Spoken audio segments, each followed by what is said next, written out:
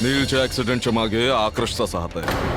अरे पण तिथे 50 लोक अजून होते. पण त्या 50 लोकांमध्ये तुम्हीच असे फक्त होता ज्यांच्याकडे नीलला मारण्याचं सर्वात मोठं कारण होतं.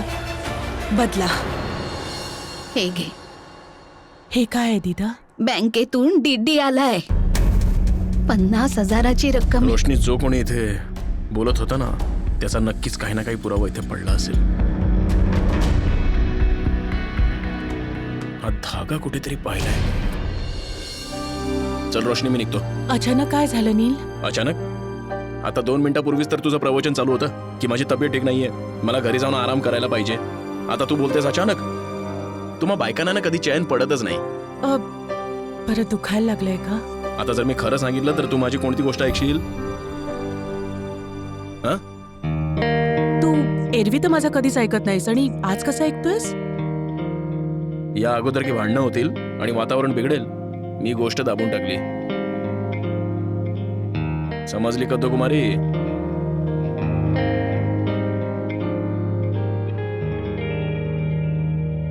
नील, मी खीर बनवलीये.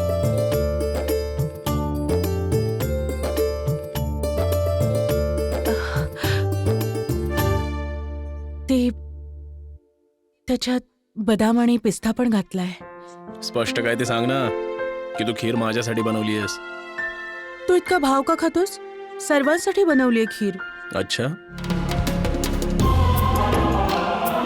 तुझ्या घरातले खातात का बदामाची खीर? नील, हात सोड, कोणीतरी येईल. नील ऐक जरा. का? आधी तर तूच पकडला होतास ना? कद्दू कुमारी,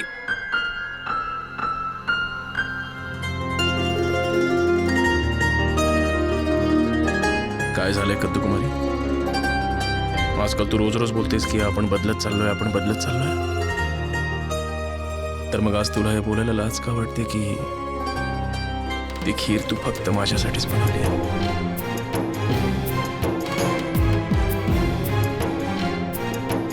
सांगितलं ना नील, सर्वांसाठी बनवली.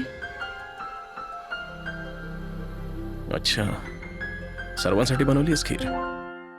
तर मग माझ्या मागे का लागलीस? दे खायला सर्वांना. नील, मी खीर तुझ्यासाठी बनवली आणि तू.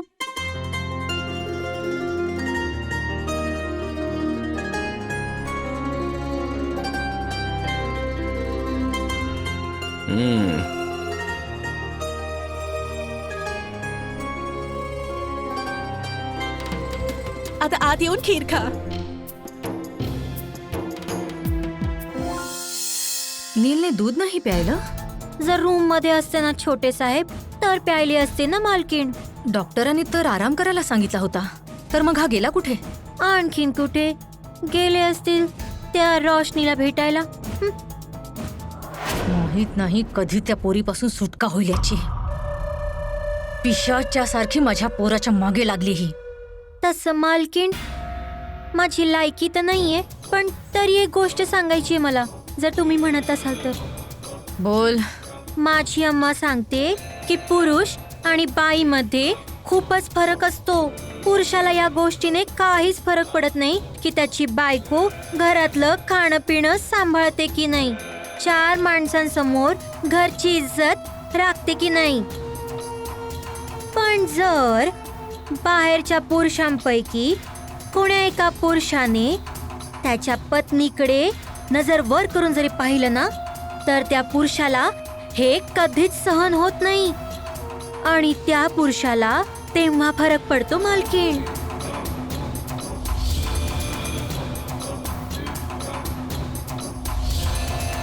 तू जे बोललीस ना ते अगदी बरोबर बोललीस. इतकी पण मूर्ख नाहीयेस तू. कल्याणी,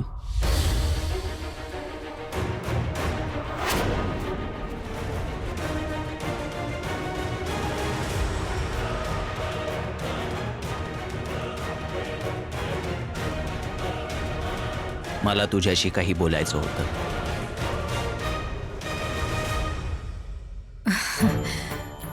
मला पण तुमच्याशी काही जरुरीचं बोलायचंय.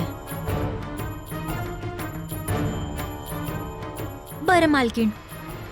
ते आज सकाळी जे काही झालं त्या कारणाने माझं मन अजूनही घाबरलंय. मला तर वाटतंय की आपल्या नीलला नक्कीच कोणाची तरी नजर लागलीये. म्हणून माझी इच्छा आहे की नीलच्या नावाने एक तुला दान करावं. मला माहित आहे की प्रत्येक वर्षी त्याच्या जन्माच्या दिवशी तुला दान करतात. तुम्ही काही काळजी करू नका, मी सगळी तयारी करेन. तुम्ही बस या गोष्टीसाठी मान्यता द्या. तू आई आहेस त्याची. त्याच्यासाठी प्रत्येक निर्णय घ्यायचा अधिकार आहे तुला. आता तुला दान करायची इच्छा आहे तर मला कसली आपत्ती असेल?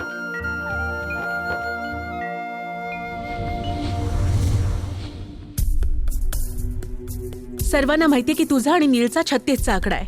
नीलने जे काही केलं, तुमच्या डान्स कॉम्पिटिशन मध्ये अडचणी आणल्या, जे काही असेल ते समोरासमोर, त्याचा असा बदला घेणार तुम्ही? हो रोशनी, मी तिकडे ऑफिसला गेलो होतो पण तिकडे 50 लोक अजून होते तर मग त्या 50 लोकांमध्ये तुम्ही जसे एकटे होता की ज्यांच्याकडे नीलला मारण्याचं सर्वात मोठं कारण होतं. बदला काय नाही केलं तुमच्यासाठी मी. जेव्हापासून तुम्ही कर्नालमध्ये आला तुमची किती मदत केली आणि तुम्ही त्या बदल्यात काय केलं? माझ्यापासून माझ्या नीलला हिरावून घेण्याचे प्रयत्न केले. शी. Enough आकर्ष, enough. बस झालं आता. कायमचाच या कथेला पूर्ण विराम दे. बस, इनफ. तुझं पूर्ण आयुष्य एका गोष्टीसाठी नाही फुकट घालवू शकत. आता बस झाला. कुठे आहे माझा लॅपटॉप? कुठे आहे? कुठे ठेवला मी?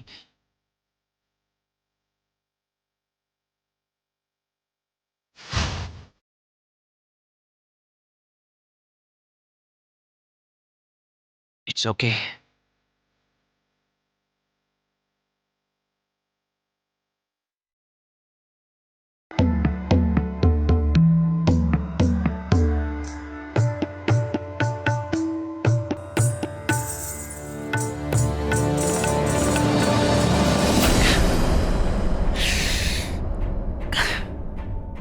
का रोशनी, का तू असा विचारच कसा करू शकतेस की मी अशी घाणेरडी गोष्ट करेन?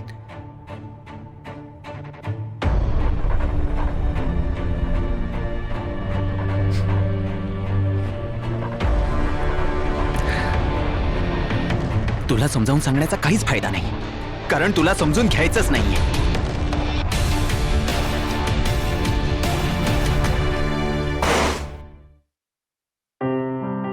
बाहेर तर मोठमोठ्या वार्ता करत होतीस, खीर तयार आहे, खीर तयार आहे, आणि इथे तुझी खीरच तयार नाहीये. नी तू 5 मिनिटं थांबू नाही शकत का? इतकी काय घाई आहे तुला खीर खायची? खीर तर मी खाणारच. नील, नील थांब. का? नील शिजत असलेल्या भांड्यातून काही खात नाही तुला रे. कद्दुकुमारी मागच्या जन्मी नक्की मास्तरीन असणार. कधी म्हणते हे कर ते नको करूस, मी तर खाणारच. नील, का नको खाऊ? नील नको खाऊस, लग्न उशिरा होतं.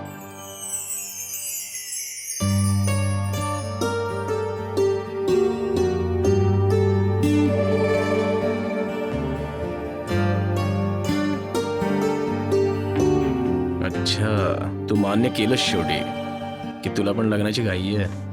तू ना माझं बोलणं उगाच फिरवू नकोस. मी तर एक म्हण म्हटली, मी माझ्यासाठी थोडीच बोलत होते.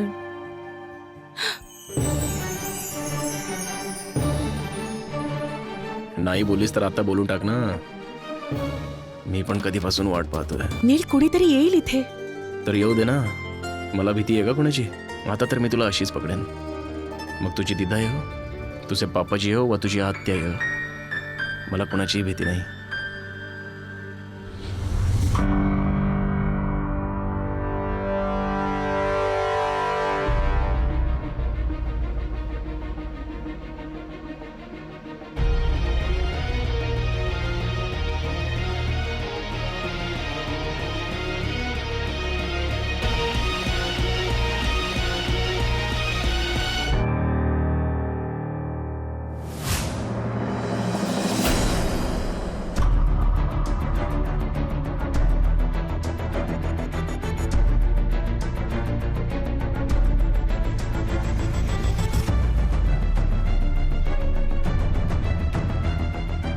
झाली की नाही तुझी खीर? हो बस किती वेळ लागेल अजून? झालीच. घरी सर्वांनी खीर मागवली तर रोशनीने आपल्या हाताने बनवली आहे, ती न्यायला आलोय. इतक्या वर्षात तू कधी माझ्या घरी येण्याचं कारण सांगितलं नव्हतंस, मग आज असं काय झालं? अंजूचा हात मोकळा कसा?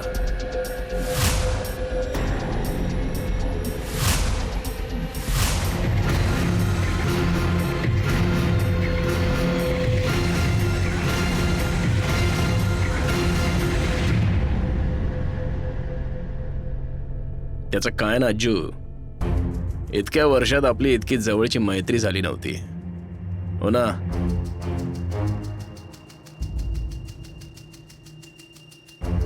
रोशनी, आधी नीलला खीर दे, त्याच्यानंतर मला या पूजेच्या दिव्यासाठी तूप दे. हो रोशनी, अज्जूचं काम करू नकोस पहिलं, नाहीतर त्याला आपल्या दोघांना एकटंच सोडून जावं लागेल.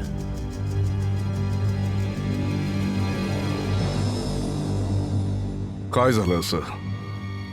तुला जास्त लागलंय का? नाही नाही, इतकं पण नाही लागलंय, पण मला एवढं नक्की माहिती आहे की हे सर्व जाणून बुजून केलेलं आहे,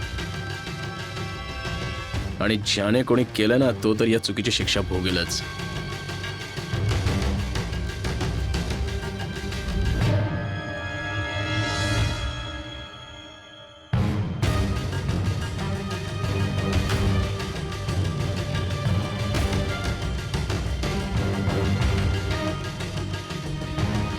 चल येतो.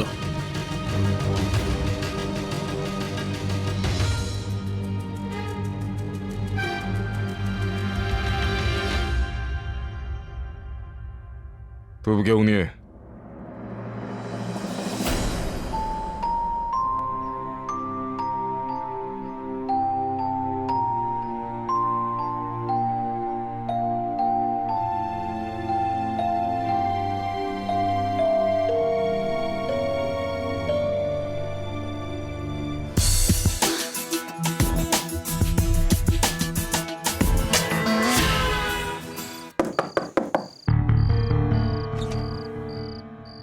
हाय. तुम्ही? जी प्रीतीजी, तुम्हाला काही विचारायचं होतं. पप्पा तुमच्याविषयीच विचारत होते. त्यांना जाणून घ्यायचं होतं की त्यांचं काम कुठवर आलंय. ते बस येतच असेल. तुम्ही आत या ना. हो. तुम्ही बसा, मी तुमच्यासाठी पाणी घेऊन येते. एक्सक्यूज मी प्रीतीजी, हा? ॲक्च्युली माझं तुमच्याकडेच एक काम होतं. माझ्याकडे? बोला. बघितला होता तेव्हा तुम्ही यांना सुनैना का म्हणाला? कारण त्यांचं नाव सुनैनाच आहे. Are you sure? I mean, यांचं नाव कविता नाहीये? कविता माझ्या आईचं नाव आहे. ही सुनैना काकी आहे. नक्की? एकदम. तुम्हाला सांगितलं होतं ना, या दोघी लहानपणीच्या मैत्रिणी आहेत. काकी नेहमी आमच्या घरी यायची. आता आईसोबत यांच्या आठवणी पण धुसर झाल्या. बरं, एक minute.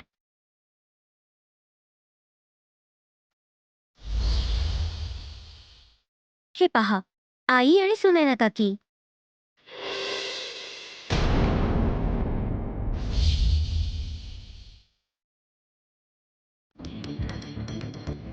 I can't believe this.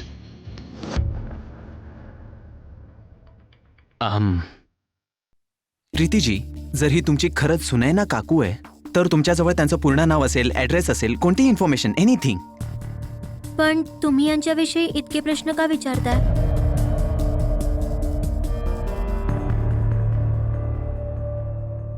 Actually प्रीतीजी, मला तुम्हाला एक सत्य सांगायचं आहे. I am sorry. मी तुम्हा सर्वांना खोटं सांगितलं.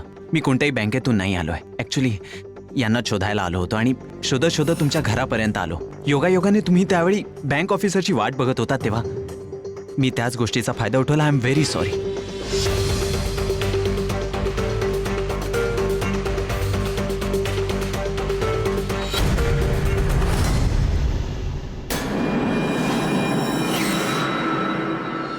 मी रोशनीच्या घरी गेलो होतो. तिने खीर पाठवली आहे. मग माझ्यासाठी नक्कीच पाठवली असेल. तुम्हाला उगाच आम्हा सर्वांमध्ये येण्याची गरज नाहीये. तसंही वैराग्यांना कुटुंब नसतं.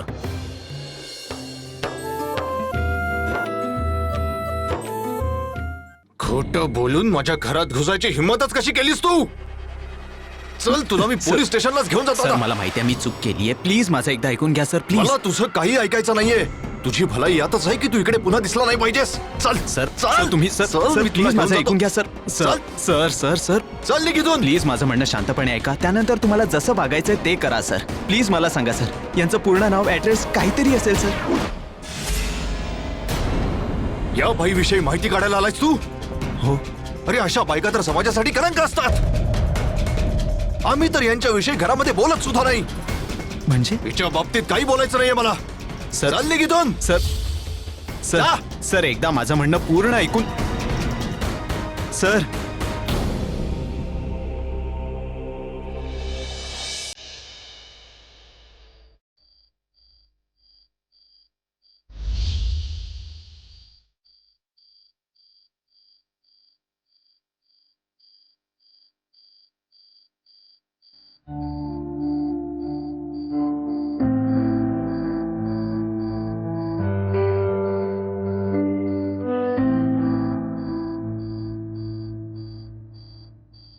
या बाईविषयी माहिती काढायला आलायस तू? अरे अशा बायका तर समाजासाठी कलंक असतात. आम्ही तर यांच्याविषयी घरामध्ये बोलत सुद्धा नाही.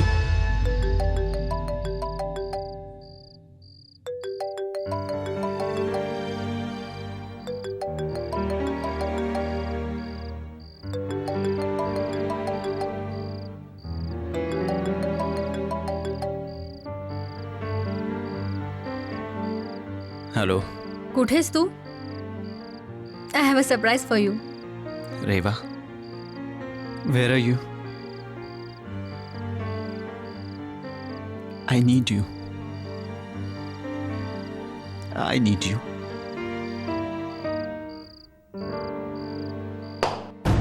एक मिनिट, हे तू काय करतोयस? वेळ लागलाय का तुला? हा उंबरठा का तोडतोयस? काकी मी माझ्या मनाने नाही करते. मला नील भाईजींनी हुकूम दिला होता. नीलचा हुकूम? काय सांगितलं होतं त्याने? काकी ते भाईजींनी सांगितलं होतं की हा उंबरठा काढून नवीन उंबरठा बसवायला.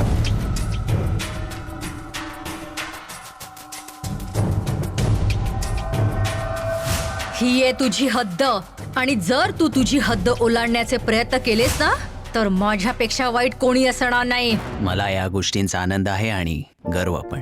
भले काहीही होवो, नील नेहमीच रोशनीच्या सोबत असेल.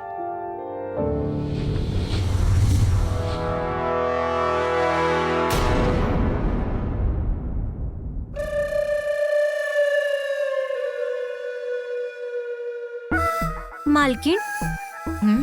काय झालं तुम्हाला? तुम्ही खूप चिंतेत दिसताय. जिलेबी, तुझं बोलणं मला पटलं होतं. पुरुषांना छोट्या छोट्या गोष्टींनी काही फरक पडत नाही, पण जर त्यांना या गोष्टीची भीती वाटली की कोणी दुसरा त्याच्या बायकोच्या मागे आहे, आणि अशा वेळी त्याला जर असं वाटलं की त्याच्या बायकोचाही होकार आहे त्या दुसऱ्या पुरुषासाठी, तर विचार कर किती घाव बसतील त्याला. आणि एका जखमी पुरुषापेक्षा जास्त धोकादायक कोणी असत नाही. आणि आजपासून नील आणि रोशनी यांना दूर करण्यासाठी माझी हीच रणनीती असेल. छोटे साहेब आले मालकीण. कुठे गेला होतास पोरा? आणि हे तुझ्या हातात काय? ते अम्मा, मी रोशनीच्या घरी गेलो होतो. तिने खीर पाठवली आहे. अच्छा, पण तुझ्यासाठी की माझ्यासाठी? आपल्या सर्वांसाठी पाठवली आहे. मग नक्कीच माझ्यासाठी पाठवली असेल. तुम्हाला उगाच आम्हा सर्वांमध्ये येण्याची गरज नाहीये.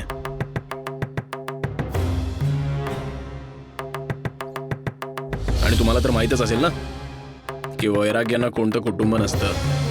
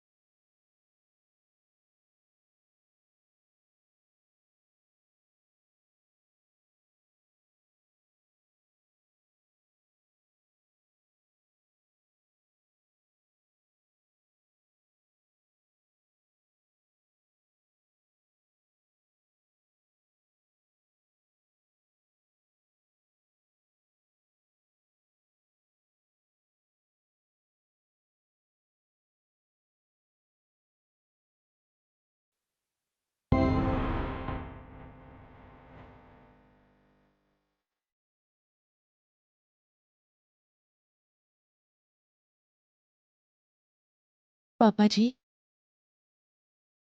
ज्या गोष्टीमुळे सर्वांना खूप त्रास झालाय, पण जर त्याच गोष्टीने आपण आपल्या काही अडचणी कमी करू शकलो तर त्यात काय वाईट आहे? आणि तसंही हा डीडी 50,000चा आहे. सावकाराला पण 50,000 द्यायचे, तर का नाही आपण? बस. जितका त्रास तिने दिलेला आहे ना, त्यासाठी कोणताच उपाय कामी येणार नाही. हे 50,000च काय, भले कितीही मोठी रक्कम का असेना, तिने केलेली पापच झाकू शकत नाही. म्हणून ज्या गोष्टींची तिचं नाव जोडलं गेलेलं आहे, त्या गोष्टीला मीच काय, या कुटुंबातील कोणताही सदस्य हात लावणार नाही.